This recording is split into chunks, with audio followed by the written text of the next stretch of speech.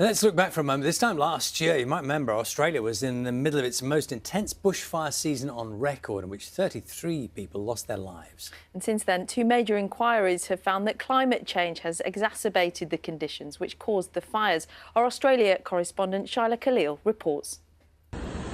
Wow. It was the bushfire season Australians had feared. Conditions were dry for months, and the heat was soaring. But nothing prepared them for the catastrophic blazes they faced. Australia's Black Summer shocked the nation and the world. A year ago, I met Russell Scholes, a volunteer firefighter in the town of Balmoral. His house was burned to the ground while he was helping his next-door neighbour. He and his wife now live in a converted garage on the same land. It'll be many months until their new property is built. Living conditions are better than what they were, but they're still pretty harsh. All the dead trees around us, it reminds you of the fire. You can't get away from it, so, you know, it is there and it's there to remind us. If we get the hot days and huge winds, that really starts to make the hairs on your back stand on end. It just makes you feel, not again. You know, we don't want that again. Last summer's bushfires were unprecedented in their ferocity and the huge destruction that they caused. Most scientists agree that climate change played a big part in creating the catastrophic fire conditions. And a Royal Commission inquiry now says that further global warming is inevitable within the next 20 years and that Australians should prepare for more extreme weather. New Year's Eve was a defining moment of the bushfire season. Oh my God!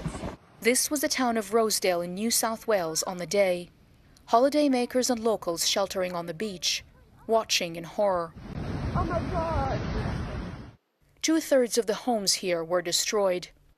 I felt very focused on staying alive and secondly doing what I could with our defences to save our property, but ultimately that wasn't possible. The radiant heat was just too strong. Jack Egan survived after taking shelter in a fire bunker.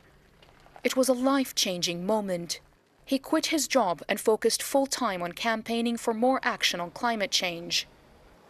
We're a canary in a coal mine here. We have to play our part as the canary that broadcasts to the world, watch out, it's coming for you and it's coming fast. But the climate debate is politically divisive here. Fossil fuels, especially coal and gas, are among Australia's most valuable exports. And the government has so far resisted pressure to commit to net zero carbon emissions by 2050. Our policies won't be set in the United Kingdom, they won't be set in Brussels, they won't be set in any part of the world other than here. Because it's Australians' jobs and it's Australia's economy and it's Australia's recovery from the COVID-19 recession that matters to me and my cabinet in the decisions we take. In areas battered by the bushfires, there are now signs of life. But most experts say that unless something is done quickly to address the climate crisis in Australia and around the world, this level of devastation will become the norm. Shaila Khalil, BBC News, New South Wales.